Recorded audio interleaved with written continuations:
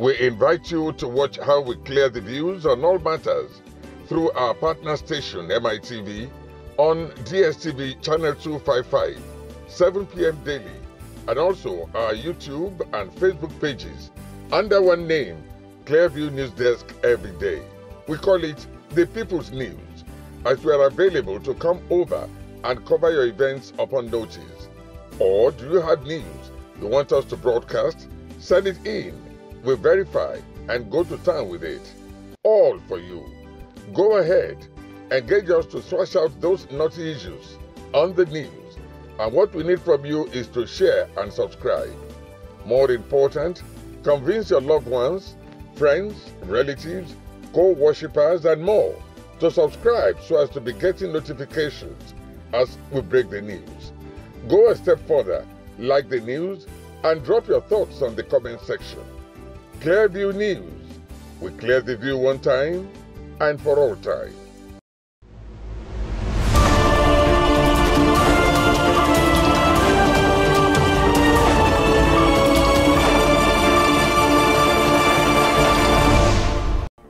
Hello and welcome to Clearview News Desk. We're reaching you live from Nigeria's capital city, Abuja. First, the headlines.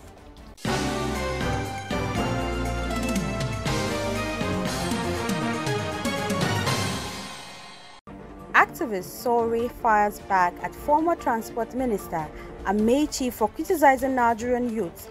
Response to economic woes says, "You created the mess, but want youths that were denied opportunities to fix it." Port Harcourt residents in Rivers State continue to react to the burning down of some local government secretariats after the swearing-in of elected council chairmen. Edo State Governor-elect Okpebholo embarks on thank-you trip within Edo South Senatorial District with a promise to transform the state.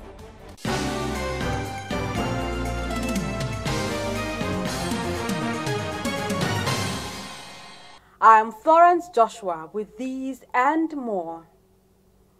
Former Minister of Transportation Rotimi Ameachi has expressed frustration with the general public's apparent passivity in the face of severe economic hardship. The former Rivers State Governor questioned why Nigerians are not more vocal in their outrage, pointing to rising costs and inability of many to afford basic necessities such as fuel. Ameachi emphasized that Nigerians should arise and send a clear message, not through violence but by withholding their participation in elections until their needs are prioritized. Despite his clear frustration with the current state of affairs, the figure stopped short of declaring a political stance, saying he is not interested in politics and will discuss that at the right time. Human rights activist and convener of the Revolution Now, Ameachisowore, has slammed former Minister of Transportation Rotimi Ameachi for questioning why Nigerian youth are silent despite the current economic hardship under President Bola Tinubu's government.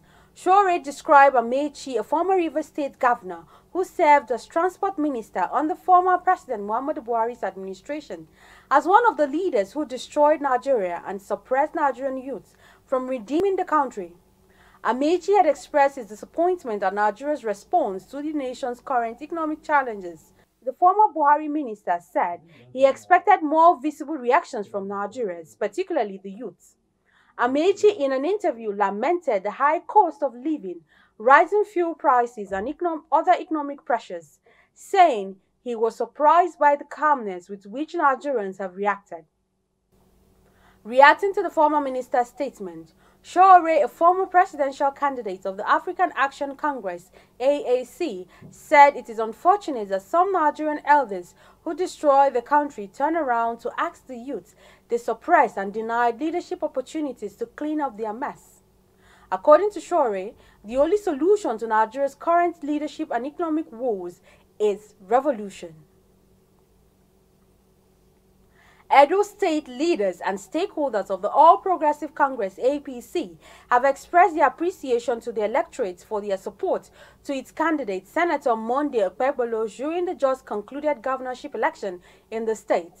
The party, in a Thanksgiving ceremony held at the Edo Central and Edo North Senatorial District, took turns to thank the electorate and promised to deliver the dividends of democracy to the people. The report.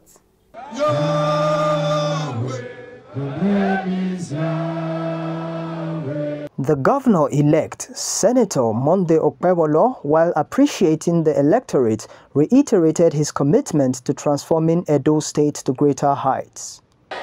Women, oh yeah! I want to thank all of you. I have nothing to pay everybody than to work for you people. New thing will begin to happen in Edo State. I will let you know that our motto is to work and work and work for Edo people. We will hit the ground running from the day we are sworn in. You will see new things begin to happen. Former governor of the state and senator representing Edo North Senatorial Zone, Adams Oshomole, called on party members to extend a hand of love and friendship to other participants in the just concluded governorship election to move the state forward. So let us show love, let us show friendship, and let's rebuild unity. As we speak, many of the other parties, particularly the Civil People Party, they are willing to return home.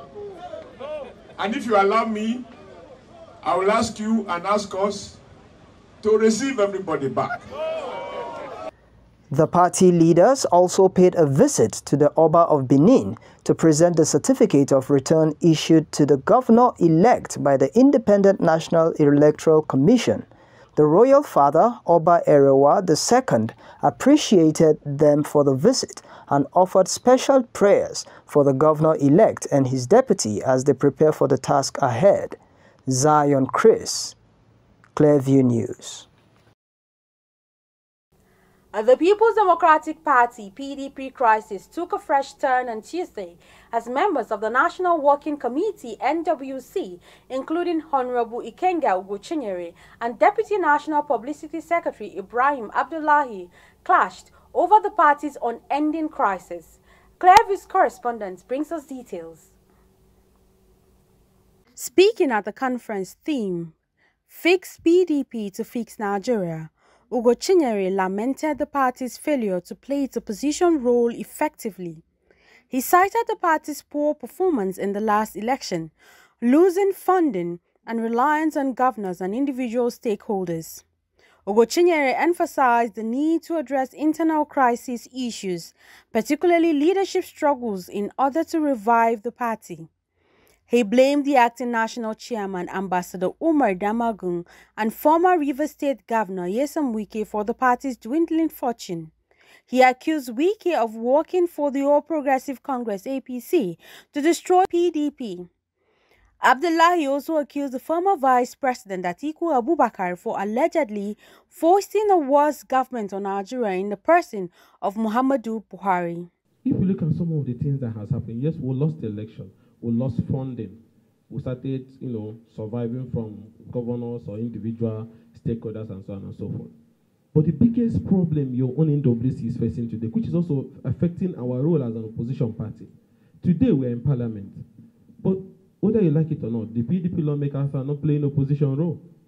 Even the Labour Party can even be more better than us today. Inside the house where I'm coming from now is leadership. We watch the body language of everybody. Today, who is our leader as opposition leader today in the House of Representatives? Chinda. Who is Chinda working for? Wike. It's not difficult for us to decode. It's very simple. You see him always in Port Harcourt on protest in support of the other APC people. And then once opposition, people have to believe in you. Can Nigerians believe that this man is the leader of the opposition in parliament and he's there at the other side doing rallies that will help push the PDP governor out of office? So perception is also very important. When you people, that's why I say perception. When you people went to withdraw a case, or say they should not withdraw a case, and what was that case? A case that will allow our members who have joined the APC and once impeach your PDP governor, and then your own NWC, because when I say your own NWC, whatever the chairman does should be seen as what NWC is doing, files a process that they want to continue that case. What will be the outcome of that case? Those who are in APC will win and impeach your PDP governor. Do you want party members to have confidence that you are doing something? So that's why I said, how you people carry yourself is also important in helping us. Today, they don't call us meeting as opposition lawmakers to say, this is the direction we should take on any particular matter. We have not met with you people. I suppose if there's a budget cycle, they're supposed to call us and say, this is the direction we should take. Let it not be that we disobeyed. Some of your NWC people even endorsed the candidates that APC brought before we are now in a race to join to endorse. We should be leading conversation with other opposition parties. And that's what Wike is trying to distract us from doing. Now the conversation should be, how do we rebrand? How do we bring in Labour? How do we bring NMPP? So that we can form a mega alliance and confront these monsters. So this conversation we are having is not even the right conversation. As the crisis deepens, PDP stakeholders are calling for urgent reforms to address the party's internal issues and take up its role as a strong opposition force in Nigerian politics. If you have not fixed PDP, you cannot fix Nigeria. We don't want a situation whereby people come because they want to contest election. They are not part of our party. We need everybody to start from the foundation, from the grassroots. Our leaders need to put aside whatever ego and personal interests that they have. We need, as a party, to obey our own rules that we set for ourselves. Will the party be able to overcome its current challenges and fix PDP to fix Nigeria? Only time will tell. Florence Joshua, reporting for Clearview News Desk. Residents of Port Harcourt in Rivers State have continued to react following the arsoning at some local government secretariats in Rivers State, a day after the swearing-in of the newly elected council officials by Governor Siminalayi Fubara. The residents have condemned the act in strong terms, attributing the burning of the affected secretariats to the handiwork of enemies of the state and greedy politicians. Clearview News' Imofon Okon, who was there, tells us more. It's no longer news that both Ikwere and Umuoha local government council secretariat were set ablaze a day after the swearing-in of the newly elected local government chairman in Rivers State, following the withdrawal of the police officers securing the 23 council secretariat by the Commissioner of Police, Kayode Ekpotoku. The situation has since degenerated into an uproar, blame and counter-blame, with President Bola Ahmed Tinubu issuing an order to the Nigerian police force to provide adequate security for the 23 local government secretariat. Some Rivers people in their reaction said the development is a setback to the affected local government. Those structures that you are destroying do not belong to Sim. It does not belong to Wike. It does not belong. It belongs to us. So it's like carrying machete and cutting yourself into pieces. That's what they have simply done. Because the money they would have used to build hospital or school, they will now convert it into reconstruction. I can describe that as very barbaric, backwardness. And what does that mean? It is setting us aback. Those were government infrastructures built with taxpayers' money. And it's not something that should be allowed or entertained. The people of Rivers State shared divergent opinions on the conduct of the just concluded local government election in the state. Last Saturday, Rivers people trooped out in their numbers and voted without involvement of the Nigerian police. That is an indication that some of the things we see in the past are actually being orchestrated by the Nigerian police. That going forward, we should look at what has happened in the past and what happened last Saturday to be able to draw a conclusion if actually we need security in our future elections. The people that actually cause those mayhem you see on election days are politicians. So why you didn't see any thuggery or violence last Saturday was because the major political parties were not part of it. The APC, the faction that is recognized by National, was not part of it. The PDP was not part of it. Ahead of the 2027 general elections, the residents urged youth in the state not to allow themselves to be used by politicians to foment trouble. Don't sell your conscience. Don't sell your future. Don't eat your tomorrow today, because surely tomorrow will come. And so I want to employ both the politicians and the citizens. Do what is right. Meanwhile, the Rivers State Governor Sim Fubara has vowed to take decisive action against the perpetrators of the arson on the local government secretariat.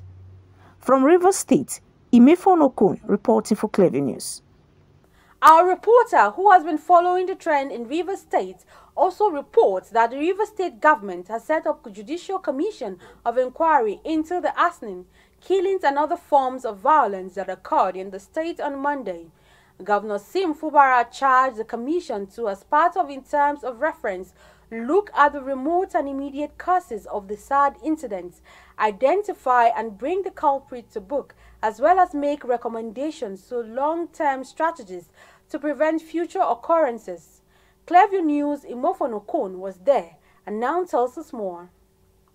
While pledging that the incidents which occurred on Monday, unlike previous cases, will not be ignored, the Rivers State Governor Sim Fubara said his administration will collaborate with security agencies to identify the perpetrators and hold them accountable, adding that the real essence of the Judicial Commission of Inquiry is to find out the immediate causes of the actions of Monday's attack and bring the perpetrators to justice.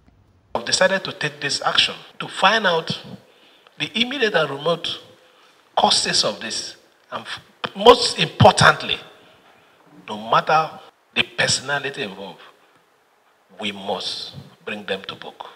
So this assignment is a very, very important assignment. It's an assignment that, if it is not done rightly, will give this enemy of the state opportunity to continue.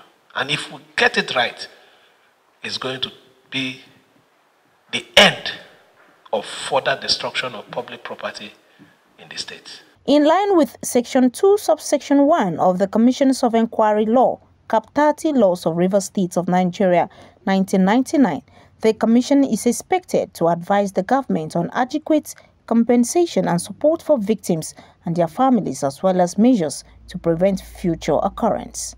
Make recommendation on long-term to prevent similar incidents in the future, including recommendation for policy reform, community engagements, and conflict resolution mechanisms. Recommend appropriate sanction for individuals, no matter highly placed, and group found culpable. Following the attack, Governor Sim Fubara said the recent violence is not the first, as similar incidents has occurred in 2014. We recorded one of the things that happened 2014 before 2015 in this state, when courts were being bombed, when people's houses were being dynamited, when murder and assassination was the order of the day. That led to even the closure of courts.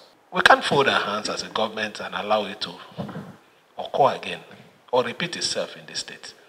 Meanwhile, the constituted Judicial Commission of Inquiry has 1 month to complete its assignment. From Rivers State, Imefon Okun reporting for Clever News. Troops of the Nigerian military have confirmed the killing of yet another notorious terrorist leader identified as Ameachisowo in Taraba State during the week. At a press conference this Thursday in Abuja, Director of Defense Media Operations Major General Edward Buba disclosed that Ameachisowo and his combatant had been terrorizing different communities before meeting their Waterloo in a fierce battle with troops in the Northeast Theater of Operation. Let's now join Clearview's defense correspondent Gloria Atta for details. Since Nigeria began the ongoing battle against insecurity and insurgency, which have threatened the stability and political integrity of the country for over a decade. One of the central issues that have affected efforts to address security concerns and overcome instability are the activities of terrorist leaders, their combatants and logistics suppliers, as well as their different enclaves and hideouts spread across different communities from which they carry out their nefarious activities. In spite of these challenges, the Nigerian military has been at the forefront of kinetic operations targeted at restoring peace and normalcy back to the country till this very day. Speaking at the Defense Headquarters bi-weekly press conference, Director Defense Media Operations, Major General Edward Buba, said the armed forces has intensified its war efforts through mobilization of lethal forces and airstrikes on terrorists, leading to the killing of scores of terrorists and destruction of their structures. Another notorious terrorist leader was eliminated on the battlefield during the week. He was known as Ameachisowore. He and his combatants terrorized communities in Taraba State, and we have now made him history. The same fate awaits several other terrorist leaders and their commanders, as from this platform, sooner than later, we will be announcing that they've been taken off the battlefield. Now, during the week under review, troops neutralized 165 terrorists and arrested 238 persons. Troops also arrested 35 perpetrators of oil theft and rescued 188 kidnapped hostages. In the South-South, troops denied the oil theft of over 688 million naira worth of crude oil. Furthermore, troops recovered 153 assorted weapons and over 2,000 assorted ammunition in the course of our operations during the week. The defense spokesman also highlighted some notable successes recorded in airstrikes carried out in some parts of the country in the last 1 week. On the 2nd of October, the enclave of terrorist commander known as Ado Hailiru in Safe local government area of Zamfara State was acquired, having confirmed activities and hibernation of terrorists in the location. The target was engaged with rockets and cannons. The battle damage assessment has revealed that several terrorists hibernating at the locations were neutralized and their logistics destroyed. The military high command assured Nigerians of its commitment to continue to fine-tune its operations to ensure maximum protection of citizens and full restoration of security across the country. Gloria Atta, reporting for Clearview News. If you're just joining us, you're watching the news on Clearview News Desk. We will be back after this break. Stay with us. We break the news. This is Christ Embassy. Recollect, we were the first to break this.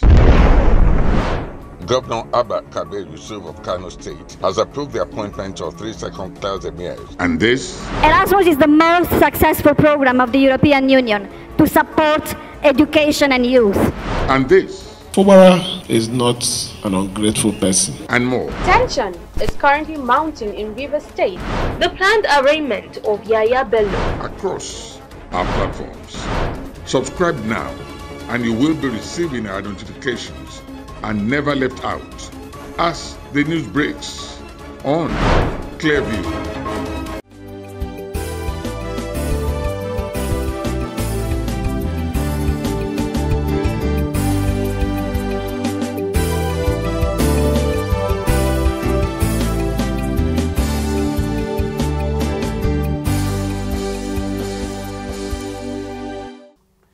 Welcome back. As the world commemorates World Mental Health Day today, president of the World Foundation for Mental Health, Shioki Akiyama, said this year's call to prioritize mental health in the workplace is a chance to rekindle its effort to promote global citizenship and mental health awareness by making the workplace a healthier place, especially as 60% of the global population is in employment and employees spend 60% of their time in the workplace. According to Akiyama, World Mental Health Day 2024 will highlight various aspects of mental health at workplace, from workplace conditions and stress management to the importance of social inclusion and empowerment, adding that the goal is to champion mental health in the workplace and build best practices that create cultures where workers have the potential to contribute productively and thrive. According to the World Health Organization, the theme for this year's celebration is Mental Health at Work. The theme is aimed at addressing mental health and well-being in the workplace. And that's the news, but before we go, a recap of the top stories.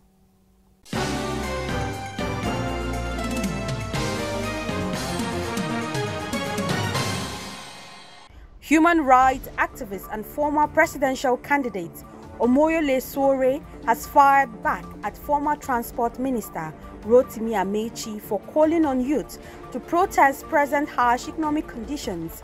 He said Ameachi is one of the architects of the mess and should therefore leave the youth out of it. Port Harcourt residents in Rivers State have continued to react to the burning down of some local government secretariats after the swearing-in of elected council officials by Governor Sim Fubara. The residents have condemned the act in strong terms, attributing the burning of the affected secretariat to the handiwork of greedy politicians. We also told you that Edo Governor-elect Senator Monday Ekpebolo has expressed his gratitude to the people for their support in the September 21 governorship election. He said he lacks the funds to compensate everyone who contributed to his victory, but is committed to transforming the state for the benefit of all. He made this known during the APC Thank You celebration in Edo South Senatorial District.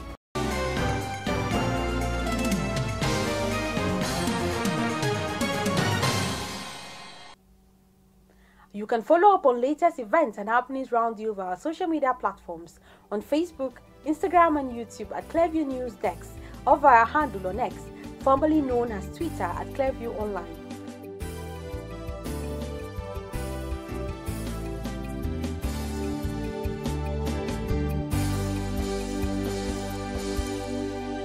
Many thanks for watching. I am Florence Joshua.